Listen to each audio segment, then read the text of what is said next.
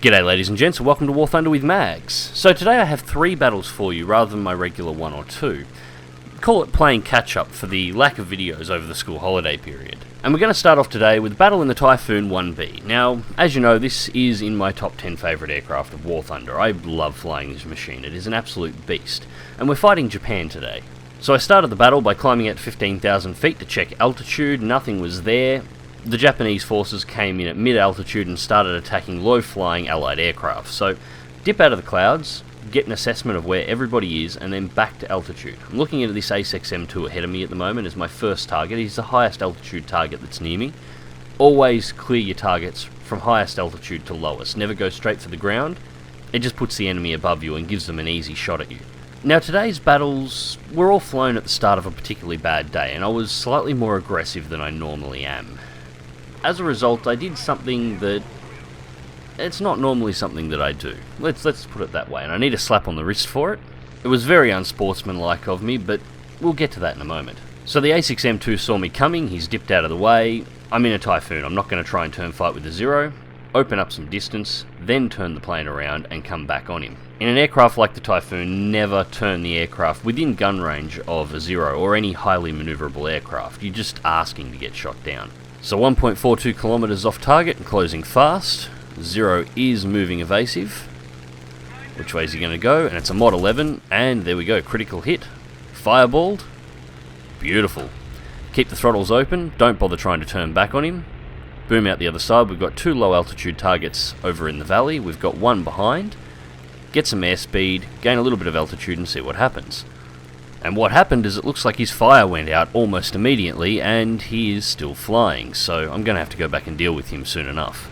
ACEX M3 from the valley passing below and beneath. The ACEX M2 that's down there just fireballed and crashed. Take the plane into the vertical to arrest speed and set myself up to dive back on the ACEX M3. Roll it over at just on 350, nose down, 100%. And let's go track this guy down. I have 2 targets in a row here, so this is a nice lineup. If I can hit the first one, I can boom straight onto the second one without turning. 119 off target, closing fast. Pick my lead. Some poor shooting there, but I get a solid hit. He tips it over fast. I'm not going to be able to follow him, so just keep going. Line up the next target, KI-45. Keep the throttles open. 1.4 off target. I don't think he's seeing me coming at the moment. He's focused entirely on this B-25.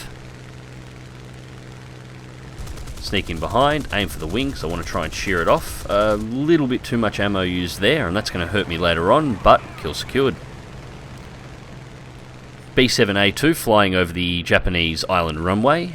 Now, I don't want to turn back on that ACEX M3. I've got speed up at the moment, maintaining 526 in level flight, so might as well keep it up and intercept targets as fast as I can. Sharp turning will cost me to lose that speed. B-7A dips. Good hit, but no crit. B-7A2 goes down to the water and runs back towards the carriers, and there's the ACEX M2 that I fireballed before on the runway. And the team isn't actually looking that good at the moment, so yeah, this is the part where I need a slapping on the hand. Yeah, I'm about to do exactly what you think I'm going to do. The one thing that I always try and avoid doing.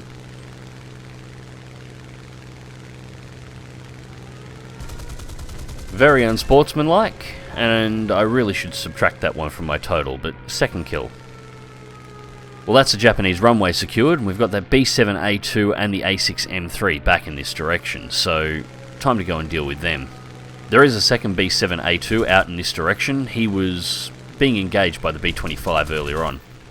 And there we go, third kill.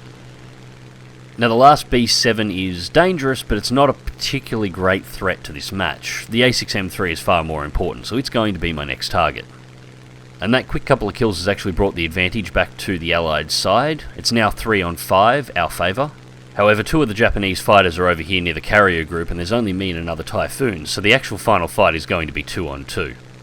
2.8 in closing. It looks like the B-7A2 is smoking slightly. I'm not sure if the Typhoon did that or if the B-25 that was engaging it before is the one that did the damage, but that confirms for me that the ACEX M3 is the target that I have to take down next. B-7A2 with a damaged engine is hardly a threat. ACEX M3 seems focused on the second Typhoon, doesn't see me coming to the last second, and it was too late. Critical hit and fireball. However, after having that A6M2 put its fire out before, quickly bring it around, and yep, the fire went out, plane's still flying, so drop down and finish this guy off. His aircraft's manoeuvrability is crippled, so I've got time to set up a perfect lead, quick burst, and that's it, he's out, kill number 4. That just brings it down to the B7A2. B7A2 is actually on the tail of the Typhoon at the moment. The Typhoon goes vertical, trying to avoid him. B7A2 moves to follow. I've got a perfect stall position here to get my 5th kill of the match and have an ace and a day in the Typhoon 1B. Line up the shot very carefully, pull the trigger, and I only had 18 rounds of ammunition left. So a good hit, but that's it, guns are dry. And that's this battle over for me. This last guy is going to be taken down long before I get back to the runway to rearm, so we'll call this one karma for shooting the guy on the runway. And yes, Daniel, you made the channel, mate, but sorry for shooting you down on the runway. That was a bit of a dick move on my behalf. Anyways, ladies and gents, let's go through to the results. So, first place for the team with 4 kills. We picked up the Multi-Strike X2, Professional X3, Shadow Strike X3, Windstreak X2, Terror of the Sky, and Bulletproof, 75,650 silver lions, and we pulled in, without a research modifier, 3,699 research points. Now, I did have one module to unlock on the Typhoon 1B. This was actually my first flyout in the aircraft after 1.47, and Gaijin... I know it took me a while to get this thing in the air. And Gaijin in 1.47 actually added a new module to all of the Typhoon classes except the Vickers P, so I actually had to re-spade them all. So yeah, the Typhoon 1B, still a beast. Let's move on to the next match. So next up in today's video, we have the US Marine Corps F4U Corsair, and I love this plane. This is the Mod 11 of the Corsairs. I really enjoy flying this thing, although I tend not to bring it out all that often. Now, as you know, the US Marine Corps version of the Corsair is actually land-based, not carrier-based. It has no tailhook or arrestor systems, and today we're fighting the Germans over Europe. Not exactly a place that the Corsair was known for its service, but that's War Thunder. And this match I'm going to be flying very, very aggressively. I'm flying out with Moon this match, and I'm starting off by doing the one thing that I tell everyone not to do, and I'm head-onning everything that I can find, and I'm just flying this plane as aggressively as I possibly can. This is one of those matches that comes with the sub-tag, "This is not how you correctly fly the Corsair." But it was a lot of fun. For example, going head-on with a Focke-Wulf 190 and winning. This is not something you want to be rolling the dice on yourself.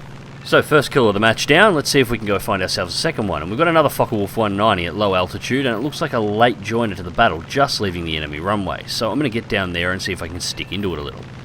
Just dipping the nose down so I'm in position to intercept. It's another Focke-Wulf 190A, quick pass by, good solid hit, BF 110 straight ahead. Use my dive speed to gain altitude right on top of the BF 110, just let the Focke-Wulf 190 go. I don't want to let the BF 110 get a lead on ground targets or get loose amongst the fighters. Those things are surprisingly dangerous armed with those cannons. Roll to invert and dive back on. 110 sees me coming, of course. It was pretty obvious what was going to happen. A little wild on the shooting there, not as accurate as I should have been. Boom out the other side. 110 is smoking. Take it straight into the vertical and roll it back over to re-dive. Just spin the camera slightly there for a second to have a look. There doesn't seem to be anything in the close vicinity to me, so I'm free to re-engage this 110 without an issue. Another long burst. I really should kick myself for shooting so inaccurately. Got way too close there, well inside of my convergence. Come straight in underneath the BF 110. And it looks like that second 190 took it quite personally, me taking shots at him. Shots coming in hard from behind. I think the BF 110 has fallen in on my tail as well, so dive down, keep the WEP on, open some distance.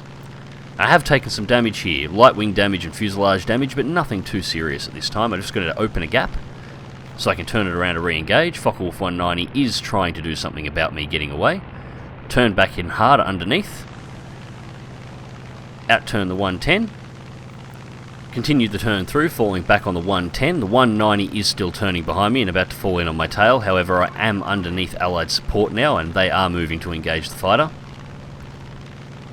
Just keep the speed up to keep ahead of the Focke-Wulf's guns. I know it's back there. Good hit, but not enough for a kill. Got to line this up a little bit better. More hits. And here we go, he goes vertical, big mistake. That opens it up. Damn, he took a lot of ammunition to take down. 190 comes up behind, so invert, loop back underneath, then roll back. force the 190 to overshoot, just track where it is, back into the vertical, roll over again, drop in the 190's tail, and he is rolling erratically,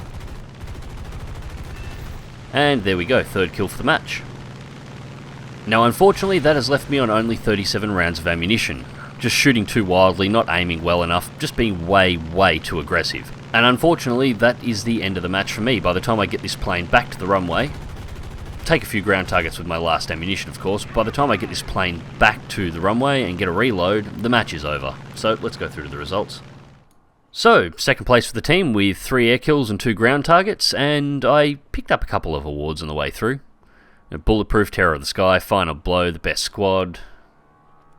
Pretty much a standard rack, 79,609 Silver Lions, and 3,664 research points on a premium account, and there was a modifier that was up for this one here. Somebody in the battle was carrying a 10% RP booster to everybody within the match. I think it may have actually have been Moon, and he bought about 2 kills for himself, so not a bad match overall, if played a little bit more aggressively than I normally would, and a little bit wilder than I normally would.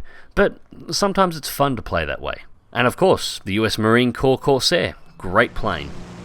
So that's 2 wins in a row. How about we play something a little bit more difficult, the F7F.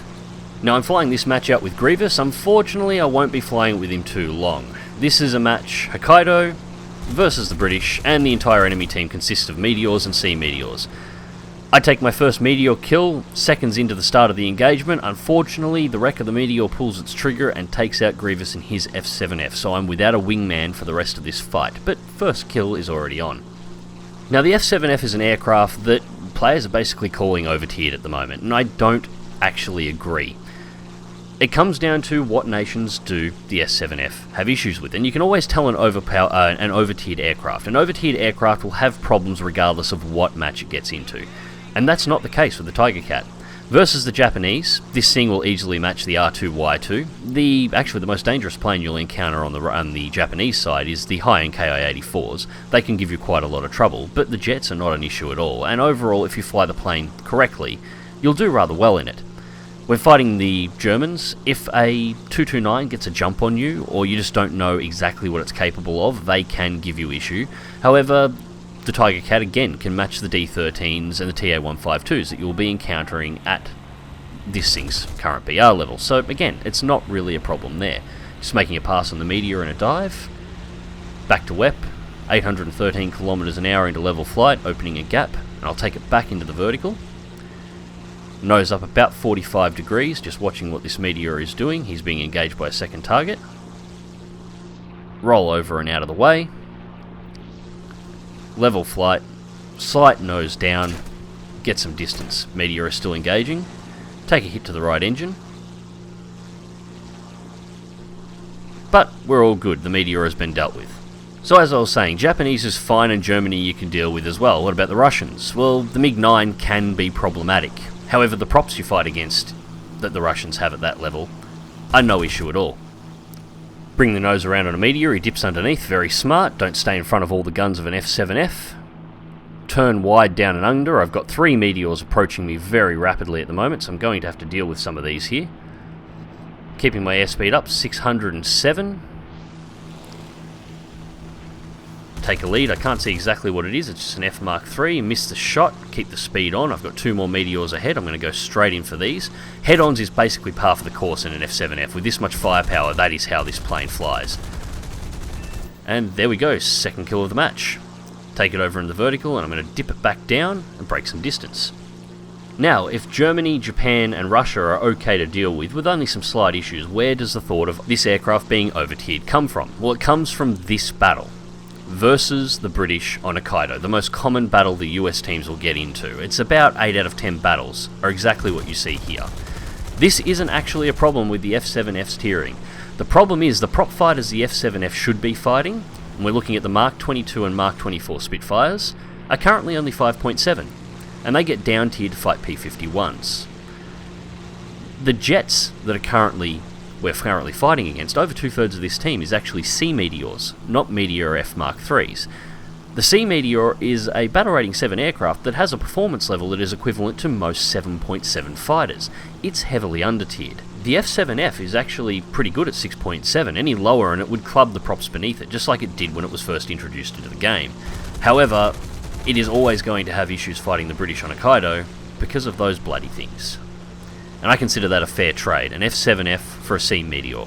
Unfortunately, this match was a loss, and it was a loss because the remaining 6 aircraft on the British team are all Sea Meteors. Our P-80 is about to get shot down, and we only got 4 kills total for the entire match, 3 of them being mine. I actually shot down the only Sea Meteor to die in this particular battle. The only British prop that's actually tiered near the F7F is actually the British Tempest Mark II at 6.3. And to be fair, the F7F probably could be dropped to 6.3, but it's not going to make a difference. These battles are occurring because the props that should be fighting alongside the Tempest II and should be facing the F7F, the Mark 22 and Mark 24 Spitfires, are at 5.7, and they're fighting P51s, where they shouldn't be. The Sea Meteors, which should be at 7.3 to 7.7, 7.3 at a bare minimum, are instead at battle rating 7, and they're fighting F7Fs.